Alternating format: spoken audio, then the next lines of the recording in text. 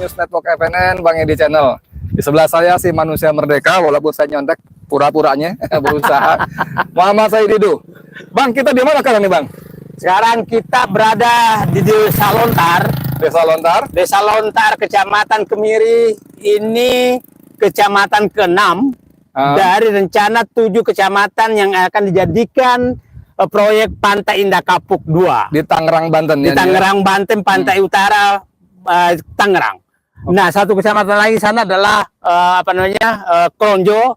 Nah, kalau kita hitung supaya publik paham, ini 7 kecamatan dari Pantai Indah Kapuk kira-kira 60 sampai 70 km jauhnya. Jarak satu jalurnya ya. Ya.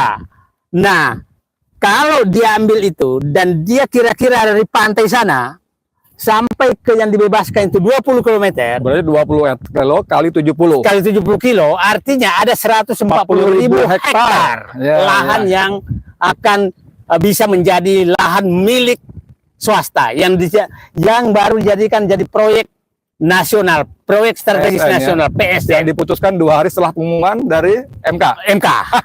Nah, jadi ini supaya publik seluruh Indonesia paham, inilah wilayah yang di tambak, sawah, perkampungan. Ini sudah terjadi pembebasan secara sporadis ya? Mulai dari Pantai Indah Kapuk sampai kepada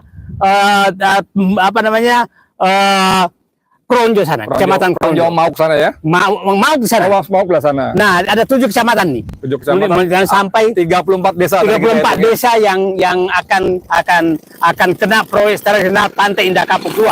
Sebentar. Berada di belakang ini, Anda bisa lihat itu adalah PLTU Lontar ya, punyanya PLN ya. PLN. Nah, ini juga saya nggak tahu apakah nanti dealnya dengan PIK bagaimana, nggak mungkin juga kalau udah digusur ya.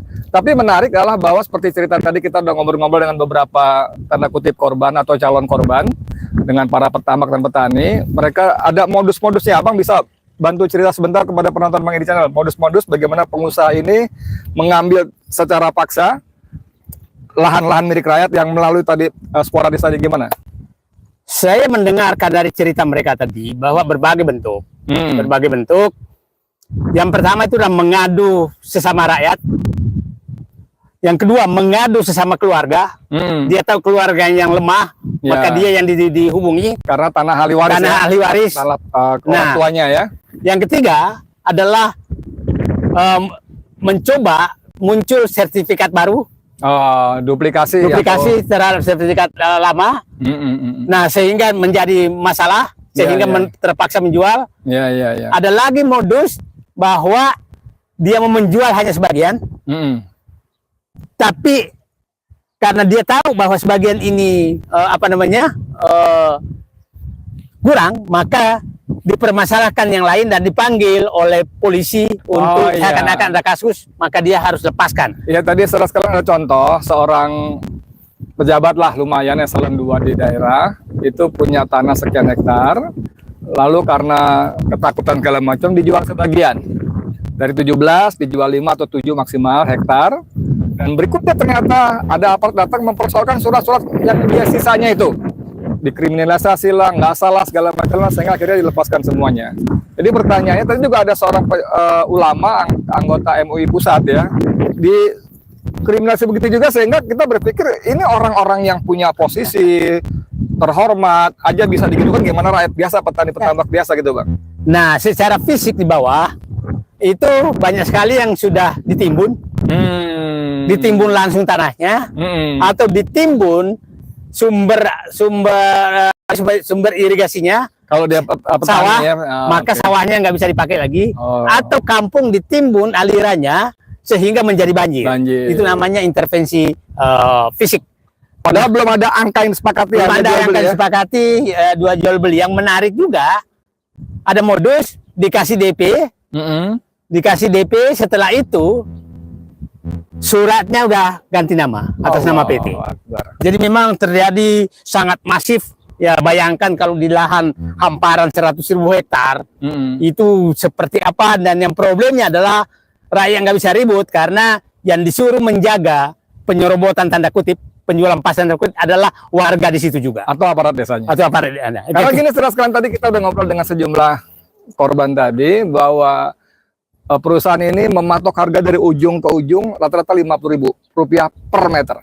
Padahal harganya variasi antara 80, 130.000 sampai 500.000. 500.000. Anda bisa bayangkan kalau kita punya tanah 200.000 aja harganya, 300.000 aja, gimana ceritanya? Padahal tadi yang belum disepakati harga segala macam tiba-tiba diuruk sebagian tanah dia, sehingga daripada ketakutan dilepas juga. Ini yang begitu ya. Dan kita lihat ketemu masyarakat tadi benar-benar sangat-sangat ketakutan. Sangat-sangat ketakutan. Nah, Sampai istilah tadi apa? Kencing di celana ya? kencing di celana. Astagfirullahaladzim. Kalau begini Pak, Bapak bisa bikin saya kencing di celana. Itu yang problemnya. Jangan sampai saya udah berak di celana nih. Bang, oke, kita nggak usah panjang lebar. Sekarang dengan situasi seperti ini, apa yang sebaiknya kita dan rakyat lakukan nih Bang? Pemerintah menggunakan mem-PSN-kan proyek swasta yang sebetulnya sama sekali nggak ada dampak positif bagi yang bersangkutan, ya kan? Tadi Abang bilang begitu lahannya diuruk, irigasi diuruk, sehingga tambaknya, pertaniannya tidak produktif, kan mereka tercerabut penghasilan utamanya, bahkan satu-satunya. Dengan ditawar dengan harga murah, itu kan membuat sengsara rakyat. Padahal PSN itu memberikan nilai tambah pada masyarakat. Nah inilah, karena baru kali ini kan namanya ini PSN swasta nih. Yang susah itu PSN yang proyek pemerintah. Ini kan PSN swasta nih. Ini kan kasusnya sama dengan PSN Rempang. Rempang ya. Nah, Rempang asing bahkan. asing malah. Ini PSN swasta. Nah, pertanyaannya muncul, kenapa sih swasta minta PSN? Oke. Dan kenapa diberikan PSN? Karena Nah, mungkin saja, ya berarti yang menginginkan ini rakyat tergusur adalah pemerintah dong, menjadikan PSN. Nah, ini yang menjadi problem besar. Menurut saya mengharapkan pemerintah, lihatlah hamparan ini milik rakyat yang dia kuasai sejak turun-temurun. sejak bumi ini ada. Bahkan Indonesia belum lahir ya. Belum lahir, mereka udah punya tanah ini. Mereka udah punya tanah ini. Tegakah kalian mengusir mereka? Dan tanah ini sumber penghidupan. Sumber penghidupan mereka. Yang menariknya adalah selalu perusahaan ini menyatakan dijadikan PSN karena ada investasi 40 triliun. Ini adalah penggelabuan 40 triliun investasi katanya. Artinya dia kan mengembalikan nanti investasi itu dari menekan rakyat. Pasti. Artinya semakin banyak investasinya, semakin banyak rakyat yang ditekan dan ditekan harganya ke bawah untuk menutup investasinya. Jadi janganlah bangga bahwa mereka berinvestasi besar, bukan. Iya. Itu artinya dia mau mengambil tanah rakyat sebanyak-banyaknya untuk menutup investasinya. Pertanyaannya, apakah betul investasinya 40 triliun? Siapa yang mengaudit?